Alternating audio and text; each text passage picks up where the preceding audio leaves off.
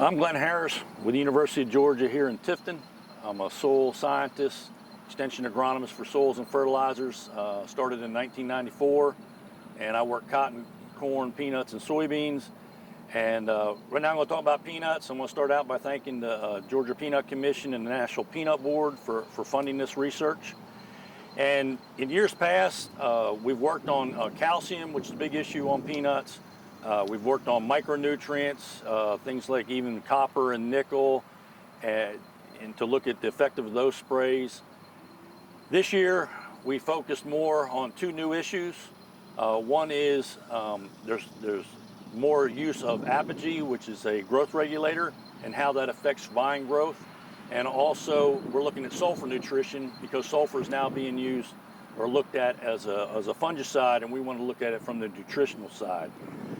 As far as the growth regulator, the issue is if you put growth regulator out, will you make less vines? And some of the vines are removed from the field for feed, so that could be an issue.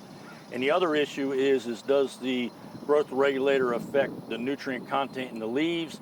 So in case you are trying to troubleshoot and figure out a nutritional problem, does the content of the nutrients in the leaves differ because you have a smaller plant and have used a growth regulator? So we are actually spraying the apogee and then sampling the tissue for nutrients.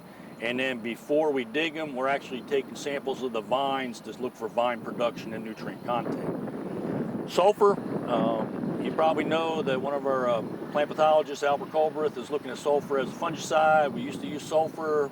He's looking at it again and as a fungicide, but what about for nutrition? If you're using gypsum on peanuts, calcium sulfate, which a lot of our growers do, we don't think there's probably a lot of need for sulfur nutritionally, but we're looking at these, the main one he's looking at is an elemental, sprayable elemental sulfur that doesn't burn. I'm also looking at ammonium sulfate and ammonium thiosulfate, and then also looking at gypsum, etc., and looking at the sulfur nutrition of the plant. Does that affect yield? And we're also taking tissue samples there to look for quality.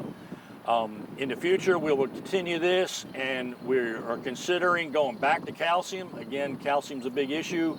Right now, our recommendations are you test your soil.